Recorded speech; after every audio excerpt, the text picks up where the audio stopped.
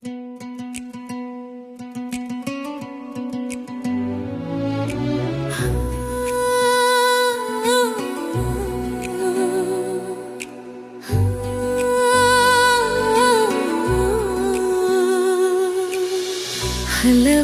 ಕಾಲ ಹಂಸೆಯ ಸಂಗದಲ್ಲಿದ್ದರೆ ಬಕ್ಕನು ಶುಚಿಯಾಗಬಲ್ಲುದೆ. ನಿಧಿ ನಿಧಾನದೊಳಗಿದ್ದರೇನು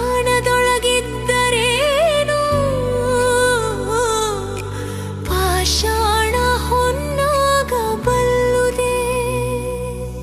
ಕಲ್ಪತರುಗಳ ಸಂಗದಲ್ಲಿದ್ದರೇನು ಕೊರಡು ಕೊಲವಾಗಬಲ್ಲುದೆ. ಕಾಶಿ ಕ್ಷೇತ್ರದಲ್ಲಿ ಶುನಕನಿದ್ದರೇನು ಅದರ ಕ್ಷೀರ ಪಂಚಾಮೃತವಾಗಬಲ್ಲುದೆ. ತೀರ್ಥದೊಳಗೊಂದು ಗಾರ್ಧಭನಿದ್ದಳೇನು ಕಾರಣಿಕನಾಗಬಲ್ಲುದೆ. ಖಂಡುಗ ಹಾಲೊಳಗೆ ಇದ್ದಿಲ ಹಾಕಿದರೇನು ಬಿಳಿದಾಗಬಲ್ಲುದೆ. ಇದು ಕಾರಣ ಕೂಡಲ ಚೆನ್ನ ಸಂಗನ ಶರಣರ ಸನ್ನಿಧಿಯಲ್ಲಿದ್ದರೇನು ಅಸಜ್ಜನನು ಸದ್ಭಕ್ತನಾಗಬಲ್ಲನೆ.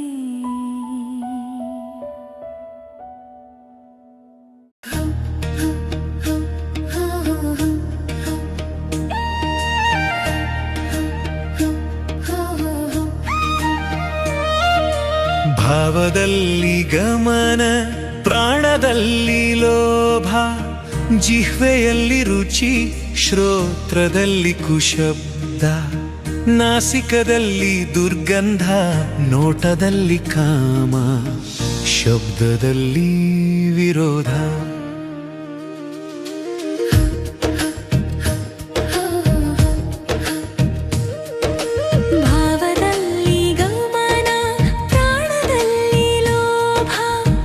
ಜಿಹ್ವೆಯಲ್ಲಿ ರುಚಿ, ಶ್ರೋತ್ರದಲ್ಲಿ ಕುಶಬ್ದ, ನಾಸಿಕದಲ್ಲಿ ದುರ್ಗಂಧ, ನೋಟದಲ್ಲಿ ಕಾಮ, ಶಬ್ದದಲ್ಲಿ ವಿರೋಧ. ಇಂಥ ಭವಿಯ ಕಳೆದು ಭಕ್ತನ ಮಾಡಿದ ಪರಿಯಂತೆಂದರೆ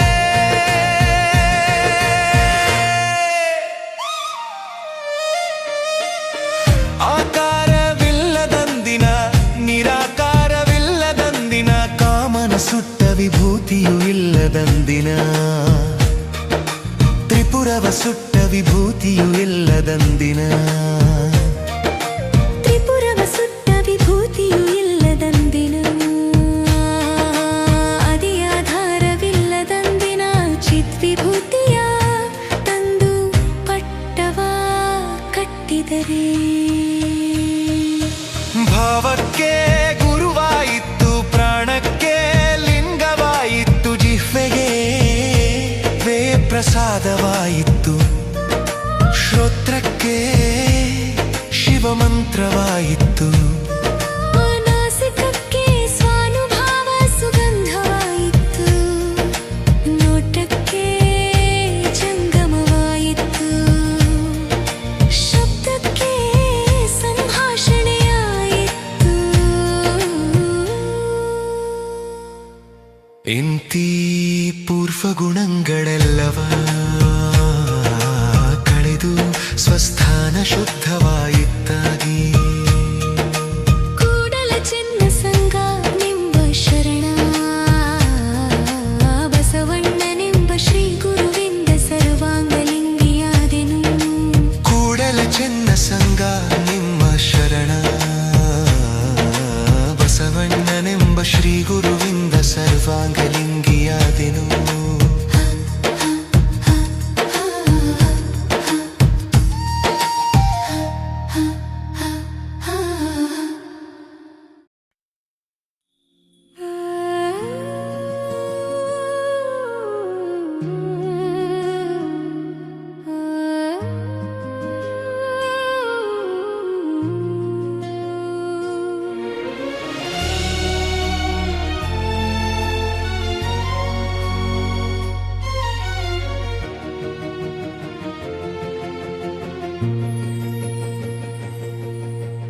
ಆಜೆ ಪೂಜೆಯಂತಿದ್ದರೇನು ಮನದ ಓಜೆ ನೆಲೆಗೊಳ್ಳದನ್ನಕ್ಕ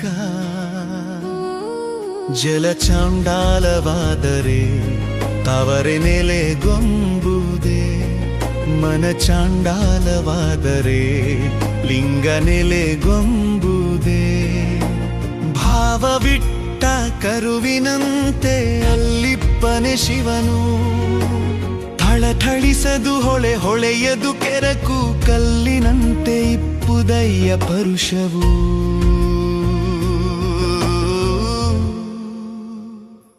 ಆ ಪರುಷದಂತುವನಾರು ಬಲ್ಲರು ಹೆಮ್ಮೆಗೆರಗುವರಲ್ಲದೆ ಆಗಣವನೆತ್ತಬಲ್ಲರು ಕೂಡಲ ಚೆನ್ನ ಸಂಗನ ಶರಣ ಅಂತಕ ಬೊಂತಕರೆನ ಬೇಡ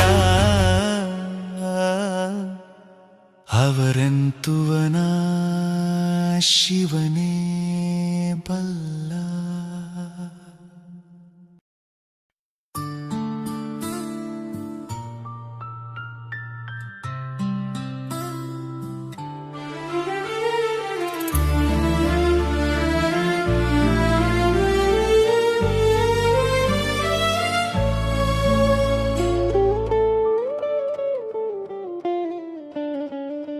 ಪಾತಾಳದ ಗವಣಿಯ ನೇಣಿಲ್ಲದೆ ತೆಗೆಯಬಹುದೇ ಸೋಪಾನದ ಬಲದಿಂದಲ್ಲದೆ ಶಬ್ದ ಸೋಪಾನವ ಕಟ್ಟಿ ನಡೆಯಿಸಿದರು ನಮ್ಮ ಪುರಾತನರು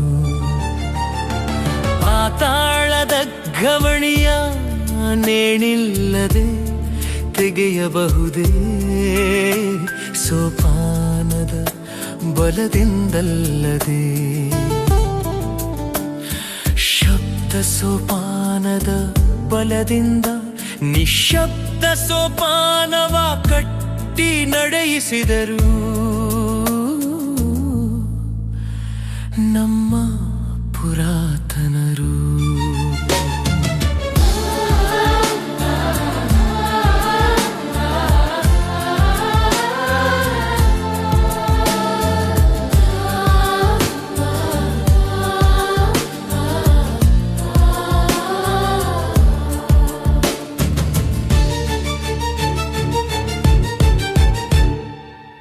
ದೇವಲೋಕಕ್ಕೆ ಬಟ್ಟೆ ಕಾಣಿರೋ ಮರ್ತ್ಯರ ಮನದ ಮೈಲಿಗೆಯ ಕಳೆಯಲೆಂದು ಗೀತ ಮಾತೆಂಬ ಜ್ಯೋತಿಯ ಬೆಳಗಿ ಕೊಟ್ಟರು